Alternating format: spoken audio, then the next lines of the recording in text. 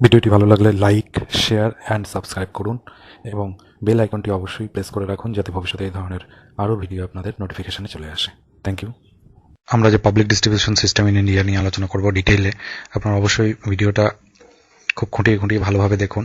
একটু long video হবে, কিন্তু এর সমস্ত ডিটেইল কিন্তু পাবলিক ডিস্ট্রিবিউশন সিস্টেম যা নিয়ে আপনাদের কিন্তু ইন্টারভিউতে বহু কোশ্চেন কিন্তু বিভিন্ন কোশ্চেন আপনাদের কিন্তু এখান থেকে ধরা যেতে পারে এবং এখান থেকে আসতে পারে এবং সেগুলো ধরবেই।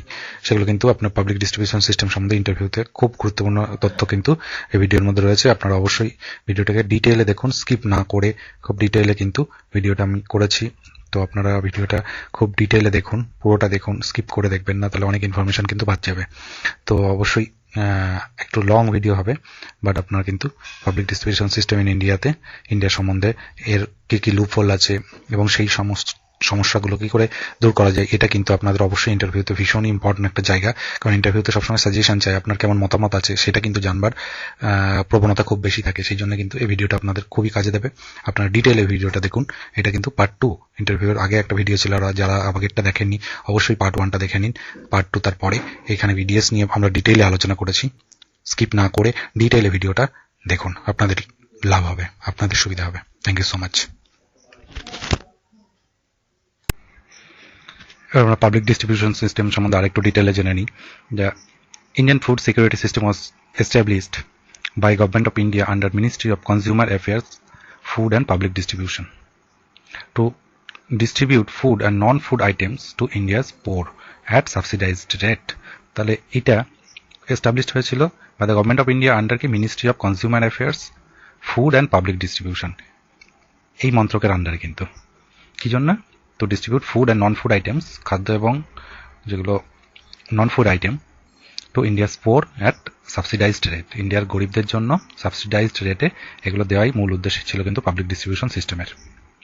The major commodities distributed including staple food মানে প্রধান খাদ্য, such as wheat, rice, sugar, and essential fuels like kerosene through a network of fair price shop।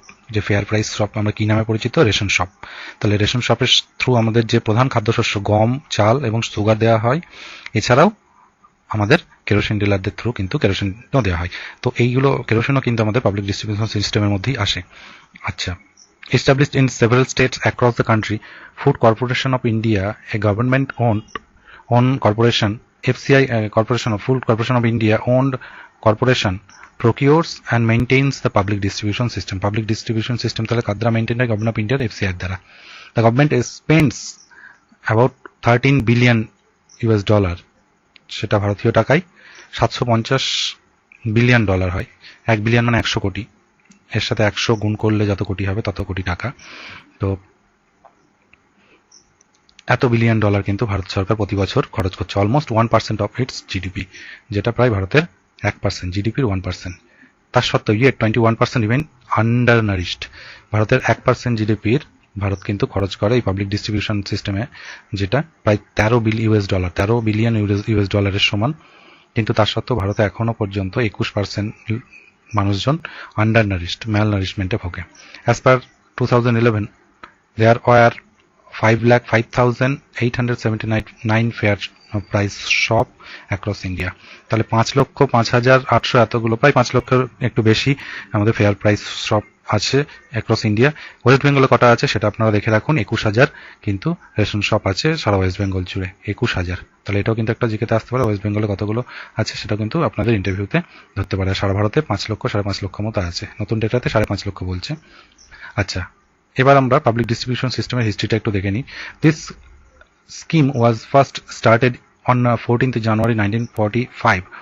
এই স্কিম প্রথম শুরু হয়েছিল 14 জানুয়ারি 1945 সালে, ডিউরিং সেকেন্ড ওয়ার্ল্ড ওয়ার।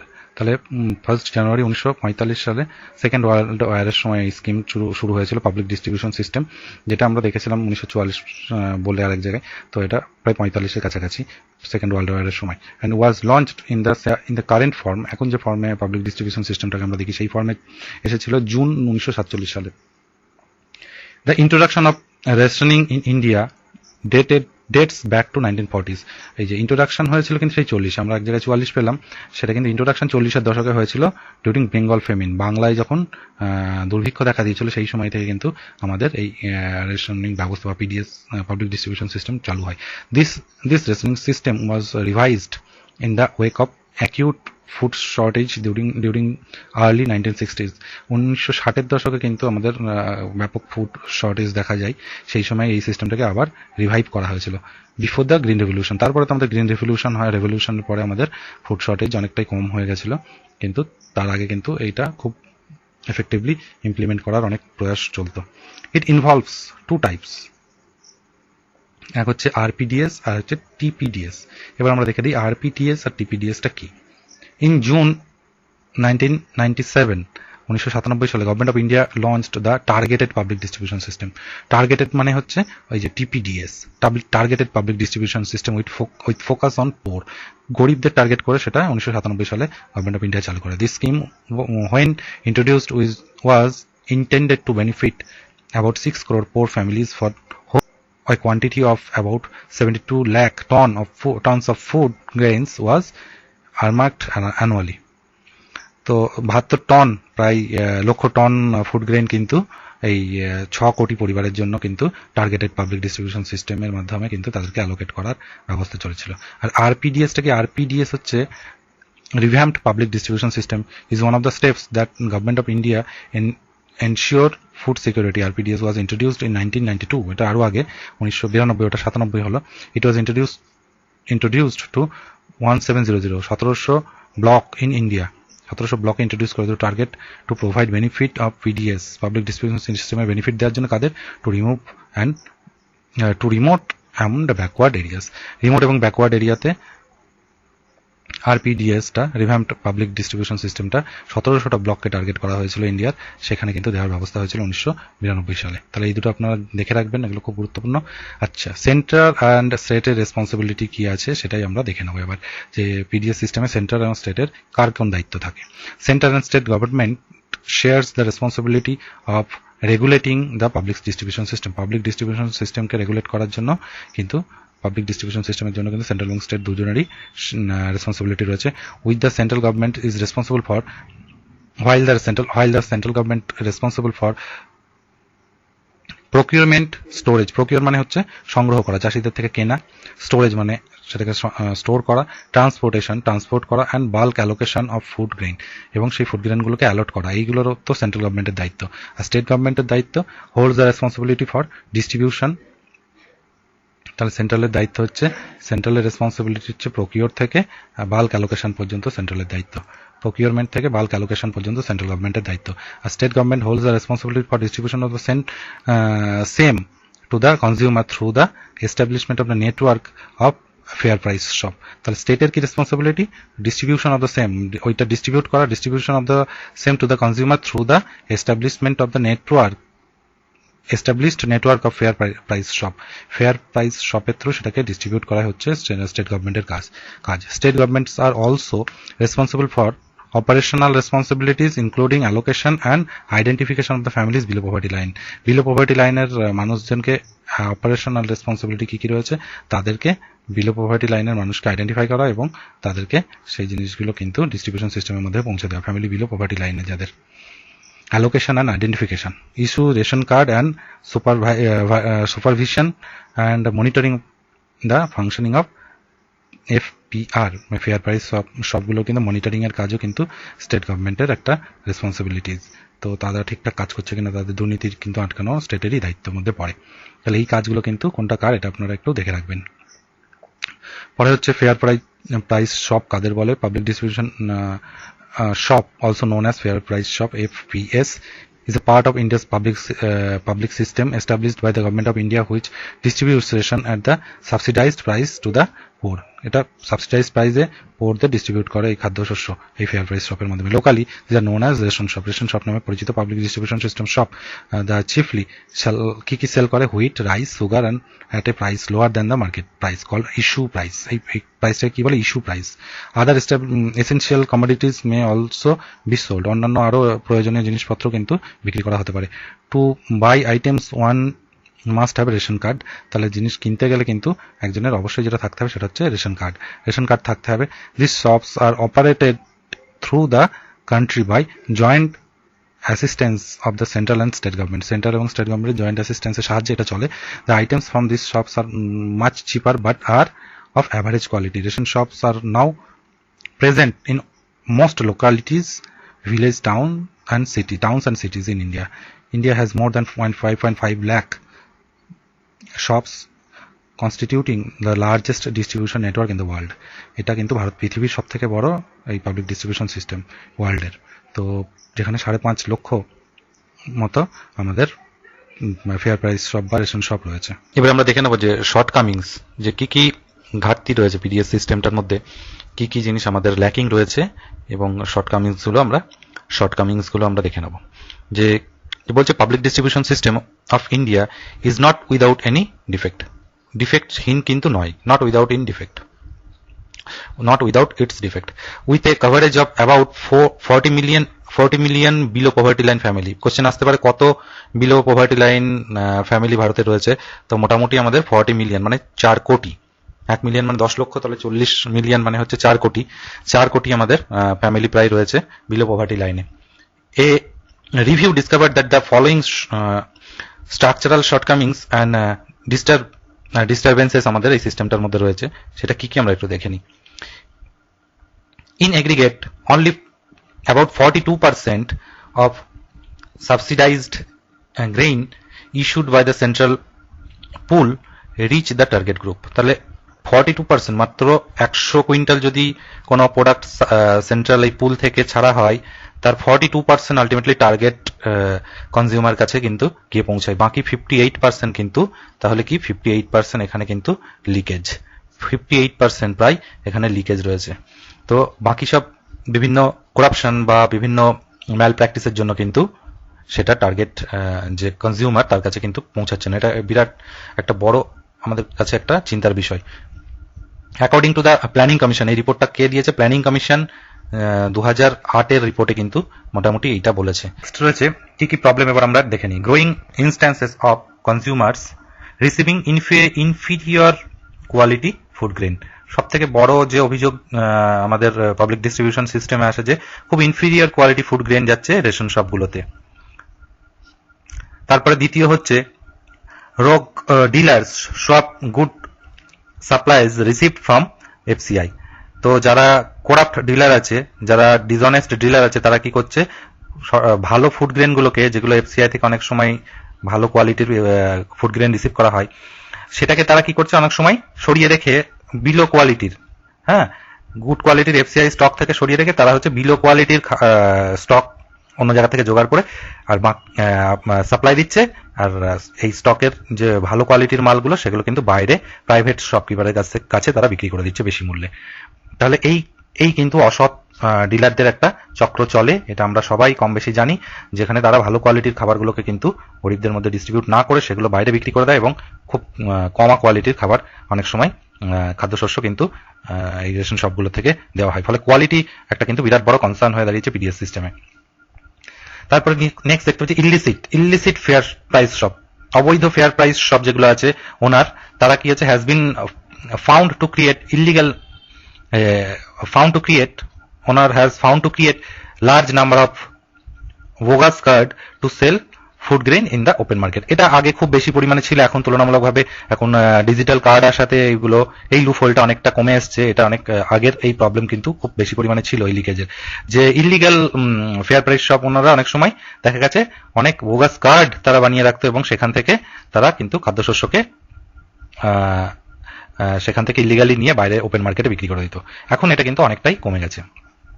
আর কি প্রবলেম রয়েছে দেখি। Many fair price shop dealers resort to malpractice. malpractice-এর শরণাপন্ন হয়। malpractice তাদের মধ্যে রয়েছে, তারা বেশি করে ইলিগাল প্র্যাকটিসের মধ্যে যায়। Illegal diversion of commodities holding and black marketing due to the minimum salary received by them. এটা একটা বিরাট বড় অনেক বড় কনসার্ন, আপনারা মনে রাখবেন। এটা কিন্তু একটা প্র্যাকটিক্যাল সমস্যা। আমি নিজে পার্সোনালি অনেক ডিলারদের চিনি যারা কিন্তু বলেছেন যে পরিমাণ অ্যাকচুয়ালি ওদের কমিশন সিস্টেমে এটা আসে, তো তাদের বক্তব্য হচ্ছে যে তারা যে পরিমাণ এটা পায়, রেমুনারেশন পায় এই ফেয়ার প্রাইস শপ চালিয়ে, তাতে কিন্তু তাদের মানে সংসার চলার উপযুক্ত নয়। তো এই জন্য কিন্তু ম্যাক্সিমাম এই ফেয়ার প্রাইস শপ ওনারা কিন্তু ইলিগাল বিভিন্ন পথ বেছে নেন, এবং এটা কিন্তু প্র্যাকটিক্যাল কথা। ইলিগাল হওয়াটা উচিত না, আমরা জানি সকলেই ইলিগালি এই কাজগুলো করা উচিত না, কিন্তু প্র্যাকটিক্যালি ভাবলে তাদের যদি ইনকাম ঠিকঠাক লেভেলে না হয়, তারা কিন্তু ইলিগাল পথ বেছে নিতে অনেক সময় বাধ্য হন।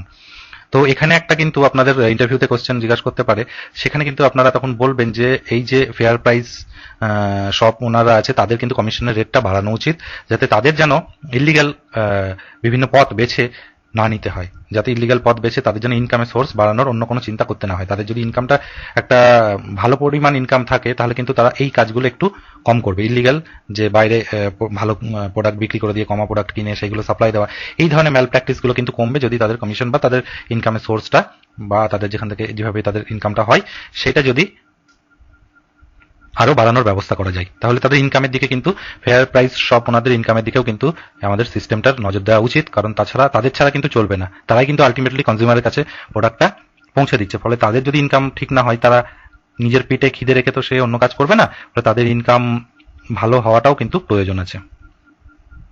তাহলে এটাও কিন্তু একটা প্র্যাকটিক্যাল আপনারা মাথায় রাখবেন যে তাদের ইনকাম যথেষ্ট নয় বলেও তারা ইলিগাল মিনস ব্যবস্থা ওই ইলিগাল ভাবে কিন্তু এই ধরনের কাজকর্ম করে থাকে।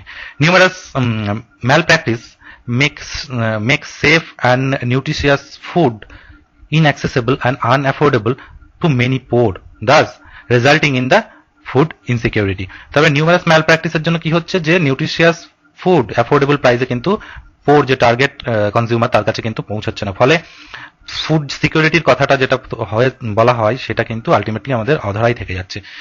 ফুড ইনসিকিউরিটিতেই কিন্তু আমরা ভুগছি। পরেরটা, identification of the households to be denoted, identification of households to be denoted status and distribution to grant PDS service has been highly irregular and diverse in various states. বিভিন্ন স্টেটে কিন্তু যে identification of house hold, কাদেরকে PDS সিস্টেমের এই আওতায় আনা হবে, কাকে দেওয়া হবে রেশন ব্যবস্থার মাধ্যমে জিনিসপত্র, সেইগুলোর যে মাপকাঠি সেগুলো কিন্তু বিভিন্ন স্টেটে বিভিন্ন রকম। The recent development of Aadhaar UIDAI card has taken up the challenge of solving the problem of identification and distribution of PDS services along with the direct cash transfer. তাহলে আধার লিংক হওয়ার জন্য কিন্তু অনেকটাই আমাদের এই সিস্টেমটা অনেকটাই ক্লিয়ার হওয়ার দিকে টার্গেট করে এগোনো হচ্ছে, এবং আশা করা যায় সেটা অনেকটাই আমাদের এই লিকেজ প্রুফ বা করাপশন ফ্রি হতে চলেছে। Regional allocation and coverage of FP fair price shop are unsatisfactory and core objectives of the price stabilization of essential commodity has not met. Essential commodity যে প্রাইস সেটা কিন্তু আমরা যে stabilise করাটাও কিন্তু একটা আমাদের পিডিএস এর একটা মূল উদ্দেশ্য ছিল, সেটাও কিন্তু মিট করা যাচ্ছে না।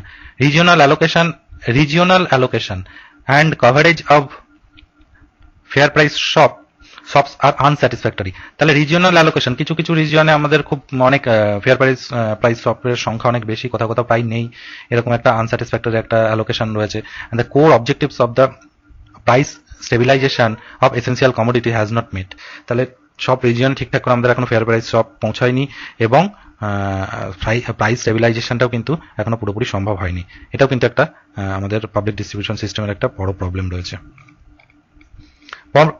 পরের পয়েন্ট আমরা দেখে নিই, there is no set criteria as to which, কোনো সেট ক্রাইটেরিয়া নেই, কোনো একটা পার্টিকুলার ক্রাইটেরিয়া নেই যে এটাই নিয়ম হওয়া উচিত কি to which the families are above or below poverty line. Below poverty লাইনের যে ডিমার্কেশন, এটার কোনো ফেয়ার কিন্তু বা কোনো ক্লিয়ার একটা ডিমার্কেশন কিন্তু নেই।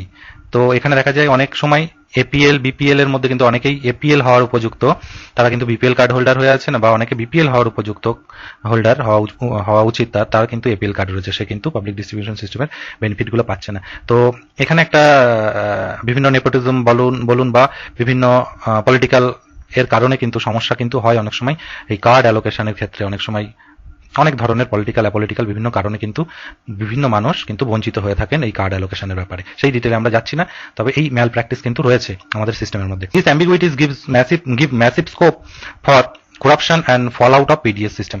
তো এর ফলে কি হচ্ছে যে পিডিএস সিস্টেমটা কিন্তু because some are not meant to benefit are not able to, some who are meant to benefit are not able to, যাদের জন্য এটা করা হয়েছে তারা কিন্তু সেই সুযোগটা পাচ্ছে না, যেটা বললাম।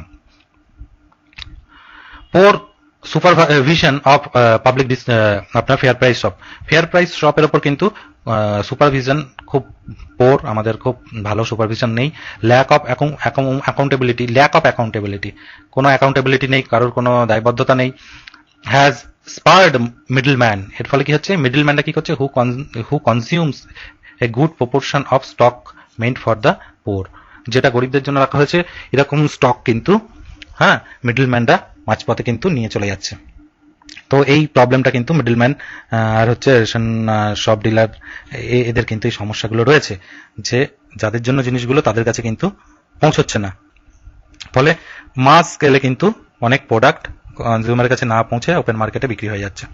পরে there is also no clarity as to which family should be included in the below poverty line, যেটা আগেও বললাম যে কোন ফ্যামিলি বিলো পভার্টি লাইনে যাবে, কে অ্যাবাভ পভার্টি লাইন যাবে, সেটা কিন্তু কোনো জেনুইন একটা ক্ল্যারিটি নেই। ওই ক্রাইটেরিয়াগুলো, এই ক্রাইটেরিয়া থাকলে এটা হবে, এটা কিন্তু কোথাও ঠিক ভালোভাবে ডিমার্কেশন নেই। এই জন্য কিন্তু অনেক কার্ড কিন্তু অবৈধভাবে রয়েছে, যেগুলো বিলো পভার্টি লাইন হওয়া উচিত না, বা যেগুলো এপিএল হওয়া উচিত সেগুলো বিপিএল হয়ে রয়েছে, অনেক বিপিএল রয়েছে যেগুলো এপিএল হওয়া উচিত, এপিএল রয়েছে যেগুলো বিপিএল হওয়া উচিত। This results in genuinely poor being excluded whilst the ineligible gets several cards, ফলে এর ফলে কি হচ্ছে, যারা জেনুইনলি পোর তারা কিন্তু বাদ চলে যাচ্ছে, এবং ইনএলিজিবল যারা তারা অনেকগুলো এই ধরনের বেনিফিশিয়ারি হয়ে উঠছে কার্ডের, যাদের পাবলিক ডিস্ট্রিবিউশন সিস্টেমের এই বেনিফিট পাওয়ারই কথা নয়। আর কি রয়েছে, awareness about the presence of PDS and fair price shop to poor poverty society namely the rural poor has been dismal. Awareness, rural পোরদের মধ্যে কিন্তু অ্যাওয়ারনেস, পিডিএস সিস্টেম নিয়ে অ্যাওয়ারনেসটা এখনো অনেক ঘাটতি রয়েছে। অনেক রিমোট জায়গা আছে যেখানে পিডিএস সিস্টেম সম্বন্ধে মানুষের অ্যাওয়ারনেসই নেই, এবং ওই আমাদের যে ফেয়ার প্রাইস শপ সেগুলো নিয়েও কিন্তু তাদের খুব একটা অ্যাওয়ারনেস না থাকার জন্য কিন্তু আমরা তাদের কাছে ঠিকঠাক করে পৌঁছতে পারছি না। তাহলে অ্যাওয়ারনেসটাও কিন্তু দরকার এই রুরাল পোর মানুষজনের মধ্যে।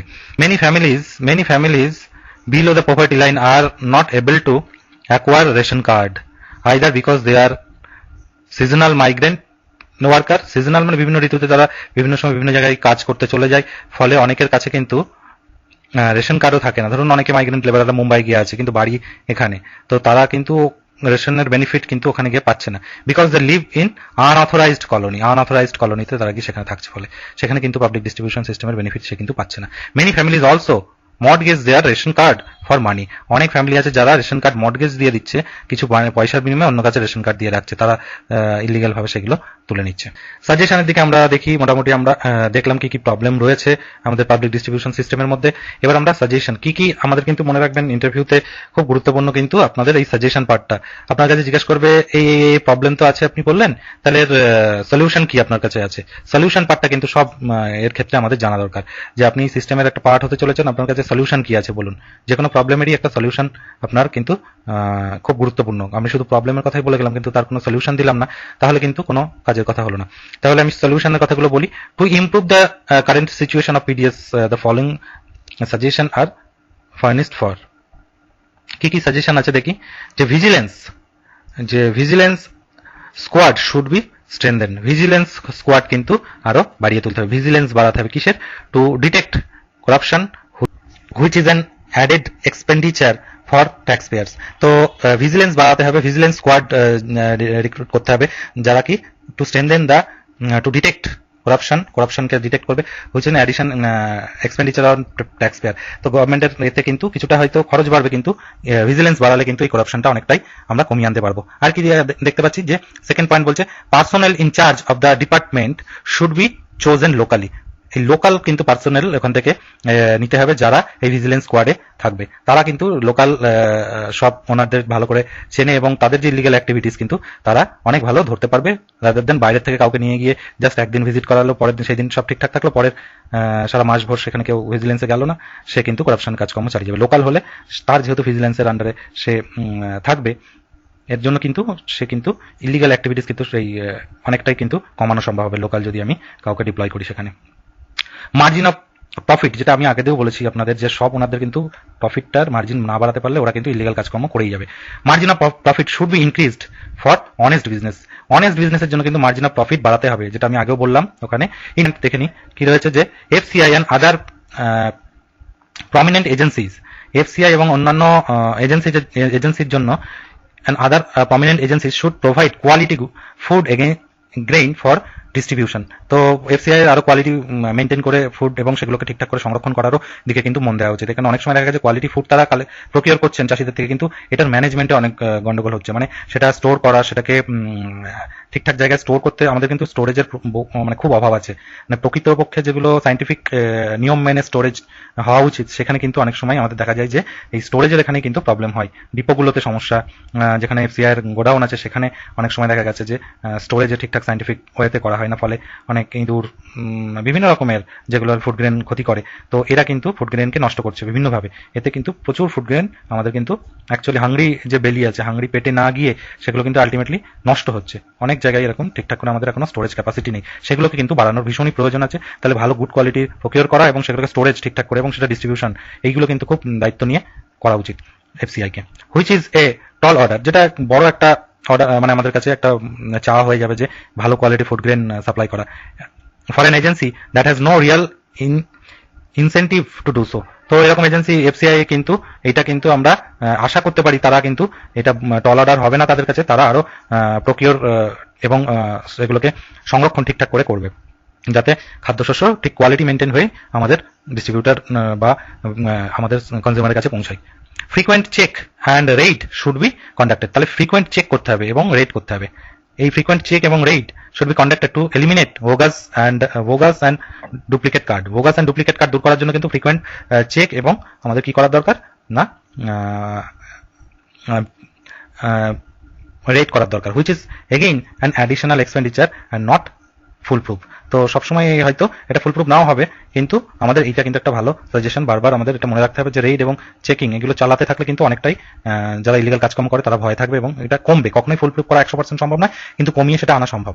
The civil supplies corporation should open more fair price shop in rural area. Rural এরিয়াতে আরো ফেয়ার প্রাইস শপ খোলা দরকার, পাবলিক ডিস্ট্রিবিউশন সিস্টেমের বেনিফিট যাতে সমস্ত মানুষের কাছে দূর দূরান্তে পৌঁছে যায়। The fair price dealers seldom display rate chart, এটা বাইরে দেখবেন থাকে বিভিন্ন ডিলারদের, এবং তারা সেটা দেখা যায় যে বিভিন্ন সময় ওই ব্ল্যাকবোর্ডে তারা সেই কোয়ান্টিটি বা তার রেট লিখে রাখেন না। তো সেটাকে ম্যান্ডেটরি করা, এনফোর্স করা উচিত, সেটাকে ম্যান্ডেটরি করে সেটাকে অবশ্যই ম্যান্ডেটরি করা উচিত যে কি পরিমাণ সে খাদ্যশস্য এই সপ্তাহে দিচ্ছে এবং তার রেট কত, সেই যেটা কিন্তু লিখতে বাধ্য করা। তাহলে মানুষের মধ্যে একটা অ্যাওয়ারনেস তৈরি হবে যে তারা এত পরিমাণ চাল গম এই রেটে পেতে চলেছে এবং সেটা তাদের অধিকার। সাম social activists have suggested that pulse যেটা আমাদের ডাল জাতীয় শস্য is an important source of protein, একটা ইম্পর্টেন্ট সোর্স প্রোটিনের। সো বিসাইডস রাইস আর হুইট ছাড়াও পালসেস লাইক অরর, তুর যেটাকে বলে, সেইটা কিন্তু অরর ডাল বা এই ধরনের ডাল শস্য জাতীয় জিনিস কিন্তু also be included in PDS. বিভিন্ন এনজিওদের মতে কিন্তু পালসেস চাল আর গম দিয়ে শুধু নয়, প্রোটিনের একটা সোর্স হিসাবে কিন্তু আমাদের পাবলিক ডিস্ট্রিবিউশন সিস্টেমে কিন্তু আমাদের পালসেস মানে ডাল কিন্তু আনা উচিত। পরের একটা ইম্পর্টেন্ট মনে রাখবেন যে দিল্লি হাইকোর্ট একটা রুলিং দিয়েছেন যে fair price shop can not be allotted to below poverty line card holder. BPL card holder কোনো ফ্যামিলিকে কিন্তু ফেয়ার প্রাইস শপ কিন্তু চালানোর কোনো অনুমতি দেওয়া যাবে না। এটা কিন্তু দিল্লি হাইকোর্টের একটা জাজমেন্টে বলা আছে যে তাদের কিন্তু যদি বিপিএল কার্ড হোল্ডার হয় তাহলে দেখা গেছে অনেক সময় তাদের দারিদ্রতার কারণে অনেক সময় তারা করাপশন করে ফেলবেন বা এরকম কিছু হতে পারে। তো দিল্লি হাইকোর্টের এই জাজমেন্ট ওনারা বলেছেন যে fair price shop can not be allotted to a below poverty line card holder. Below poverty line card holder কোনো ফ্যামিলিকে কিন্তু ফেয়ার প্রাইস শপ করা যাবে না বলে দিল্লি হাইকোর্টের একটা রুলিং রয়েছে। তো আপনারা জানেন যে ফেয়ার প্রাইস শপ খুলতে গেলে বা থাকতে গেলে এখন অনেক কিছু স্ট্রিক্ট নিয়ম কানুন হয়েছে। তো সেই নিয়ম কানুনের আওতায় একটা পার্টিকুলার অ্যামাউন্টের এরিয়ার আপনার শপের সাইজ হতে হবে এবং একটা পার্টিকুলার গোডাউন তার থাকতে হবে তার কাছাকাছি, এবং সেটারও একটা নির্দিষ্ট মাপ আছে যে এত স্কোয়ার ফুটের এরিয়ার কিন্তু গোডাউন আপনার থাকতে হবে এবং এত স্কোয়ার ফুট আপনার দোকানটা হতে হবে। ক্রাইটেরিয়া এনেছে এবং সেইগুলো কিন্তু দেখা হচ্ছে। তো আপনারা মোটামুটি পিডিএস সম্বন্ধে, পাবলিক ডিস্ট্রিবিউশন সিস্টেম সম্বন্ধে আমরা মোটামুটি তার লুপহোলসগুলো জানলাম এবং কীভাবে সেই লুপহোলসগুলোকে এড়িয়ে মানুষকে আরও ভালোভাবে সার্ভিস দেওয়া যায় সেই সম্বন্ধে আমরা জানলাম। Thank you so much. Thank you. আপনারা পাম্পড আপ স্টাডি সাবস্ক্রাইব করে রাখুন। পরবর্তীকালে এটা আমাদের দ্বিতীয় ভিডিও ছিল ইন্টারভিউ সংক্রান্ত। পরবর্তীকালে আরও অন্যান্য যে টপিকগুলো আছে আমি আলোচনা করেছিলাম কাট অফ ভিডিওতে। যারা দেখেননি আগের ভিডিওটা, ইন্টারভিউ সংক্রান্ত ভিডিও, তো ইন্টারভিউর প্রথম ভিডিওটা আপনারা অবশ্যই দেখে নেবেন। সেখানে আমি পিডিএস এর একটা ব্রিফ আইডিয়া দিয়েছিলাম। তারপরে এটা হচ্ছে পিডিএস এর উপর সেকেন্ড ভিডিও হচ্ছে। তারপরে এর পরবর্তীকালে আরও আমরা বিভিন্ন রকম স্কিম যেটা ফুড নিয়ে সেইগুলো নিয়ে আলোচনা করব, যেটা সেন্ট্রাল এবং স্টেটের বিভিন্ন স্কিম আছে এবং বিভিন্ন রকম কার্ড সম্বন্ধে আলোচনা করব আমরা। বিভিন্ন রকম খাদ্য প্রকল্পগুলো আছে সেগুলো নিয়ে আলোচনা করব। আপনারা দেখতে থাকুন। পিটিএস পাম্পড আপ স্টাডি আপনাদের সঙ্গে আছে এবং এই ইন্টারভিউ কিন্তু আপনাদের সমস্ত রকমভাবে কী কী কোয়েশ্চেন হতে পারে সেগুলো নিয়ে আগামী দিনে আমরা আলোচনা করব। Thank you so much. Thank you. ভিডিওটি ভালো লাগলে লাইক, শেয়ার অ্যান্ড সাবস্ক্রাইব করুন এবং বেল আইকনটি অবশ্যই প্রেস করে রাখুন যাতে ভবিষ্যতে এই ধরনের আরও ভিডিও আপনাদের নোটিফিকেশনে চলে আসে। Thank you.